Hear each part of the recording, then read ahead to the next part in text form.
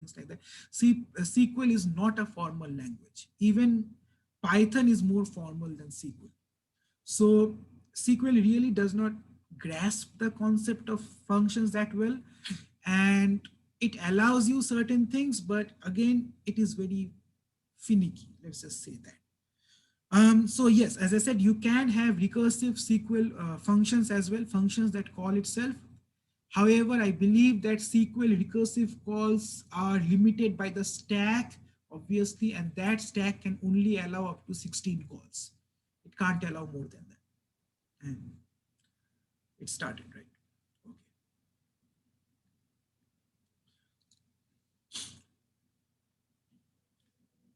Okay, so writing a function is pretty simple in SQL. Essentially, we have this query that says how many bank accounts a particular customer has.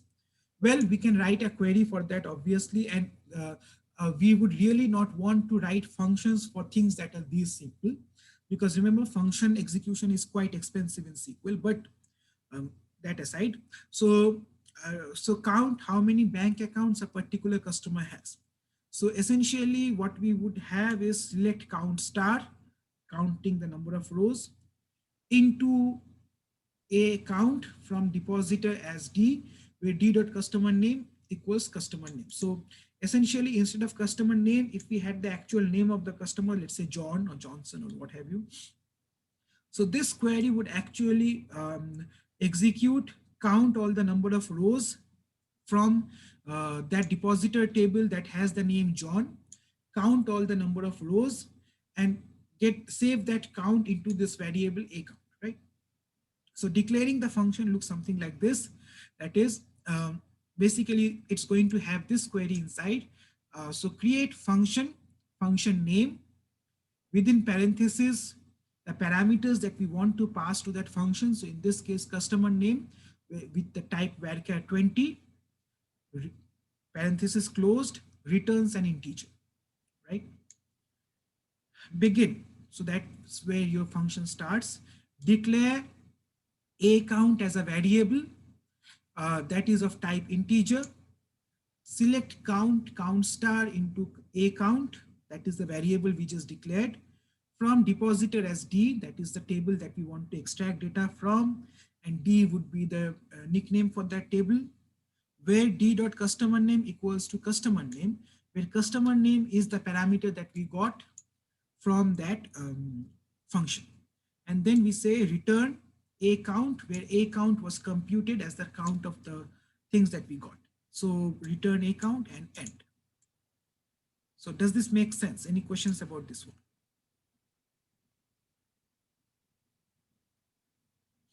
Look at this function carefully and actually type in yes or no in the chat window. And I will go over this again because things might get complicated later. So I want you guys to understand this clearly. And just don't get peer pressure to type in yes, you can type in no. I don't mind.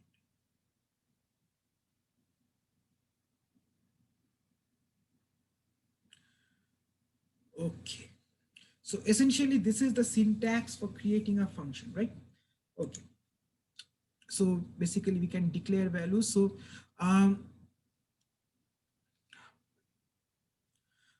now that we have this particular function called account count, we can now use this function and select and perform select statements on it. So select account count Johnson would actually get me the number of accounts from Johnson, and that select statement actually returns that result, right?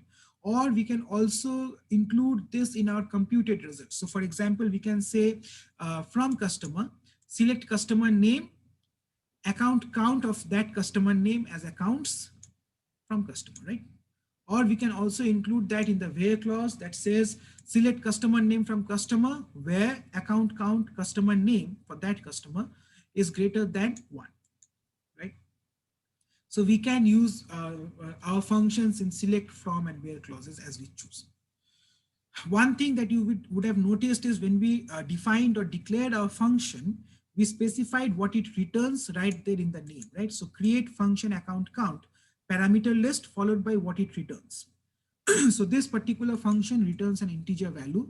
We can return other domains as well. So it takes in one argument customer name with varchar 20 and returns some integer value. We can also have functions that return tables. Instead of single values, they return entire tables. We won't be talking about table functions that much, at least in the first half of the course, but essentially this is a fairly new standard that is included from 2003. Not all database systems allow this. Usually database systems believe that your functions can only return a single value. Your functions cannot return tables. Okay.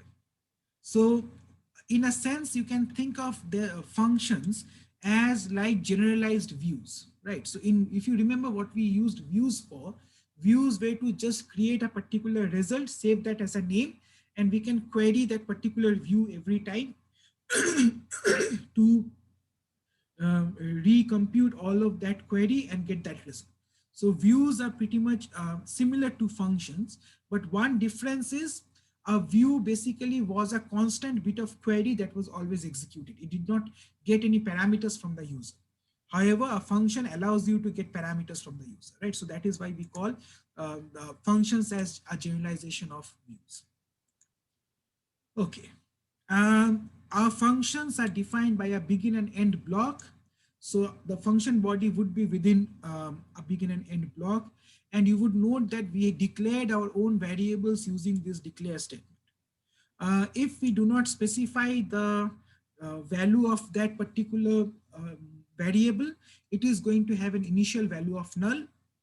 However, if we want, we can also initialize our variable to some value using our default syntax. So this is a bit weird syntax, but essentially, and ideally, as I said, SQL people are not computer people, right? So they are database people, but they are not programming engineer people, right? So this, the syntax might be a bit weird to you guys, but essentially, what you can do is declare variable name, type, default, that value, right? So essentially that if you don't set a particular value, you get a default value from there. Okay, so we can say we can look at our function body again, but if you want to set our a count integer variable into a default value, we would say something like declare result integer default 0, right? So basically it would be initialized to 0. Essentially this is the same as typing in C++. This would be the same as typing in int result equals 0.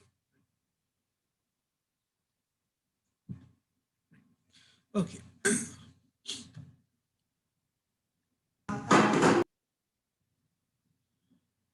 Okay.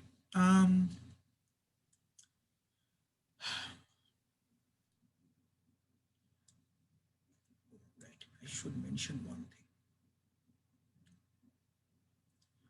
Give me a sec.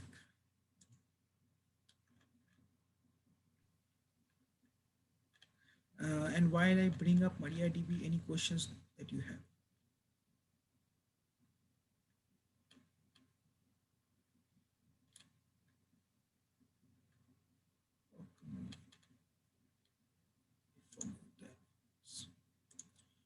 Okay. What happened, Divyasri?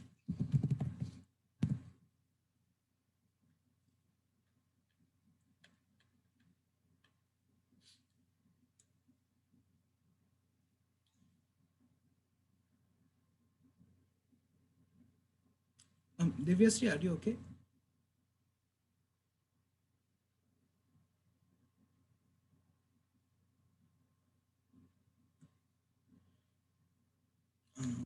Could you use a function to calculate, for example, access or assets equals to them? Yes. So as long as you return a particular value, you can basically do whatever that you want in a select query. So you can imagine that you can write a select query that does those things, right? Or you can write multiple select queries that get the results from one and the other and compute a final result from there. And so you can do that in a function as well and just return that.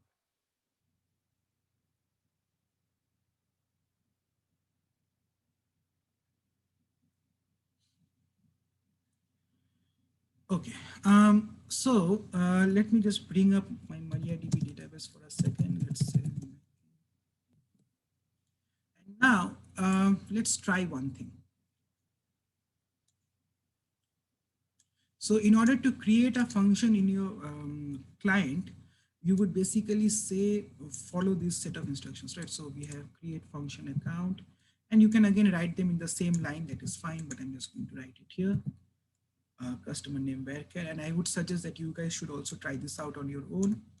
Just open up your MariaDB terminal and just type this thing out. So returns an integer, begin, declare a count integer. It gives me an error. So can everyone see what error we got here? Yes. It doesn't matter. Like, yeah, see that? No. It looks like they're missing parentheses. Is it a parentheses error? No, because we just followed this syntax here. Where were we? Here, right? We just followed this syntax here, and we started with a begin. Yes, but I did not get to go to all the way to the end. The moment I typed this part in, I got an error. Right. Right. But the error code it's showing is the parentheses error one. Where does it say parentheses error? So error 1064, if you look that up, it's a parentheses error. Okay, so that is a very good point. So as I said, SQL does not, SQL is not a formal programming language, right? So the errors that you get might be that, as it says, check the manual. I'm not going to print it. That's the first thing. And the second thing is SQL errors are not going to mean what the actual error is. So it is not going to be representative of what the actual error here is. So in this scenario, as you say that this is a parenthesis error, but it's not. The main error is that the moment SQL sees a semicolon here, it says that, you know what, this is the end of the entire statement that we have been writing so far. The code ends here. And as you guys said, there is no end and no return. But there is no end and no return because I couldn't get to type it because SQL considers this semicolon as the end. Does that make sense? Okay, so whenever you are writing functions in SQL, you would need to remember another thing, that is the delimiter. So as you know, the default delimiter for SQL is the semicolon character, right? So let's change the default delimiter to something else like dot or something. No, dot is usually useful, this one, right? So now we have changed the delimiter for our database, and now we start to write that function again. So create function returns integer, begin, declare a count integer, and now it is completely happy. Select where statements, return count, and you can type it in one at a time. I'm just copying this thing here. So end, and that's fine. And now we want to stop this thing. So what is our delimiter? This thing, right? Oh, it already exists. So I already have this function here, but essentially that was a bad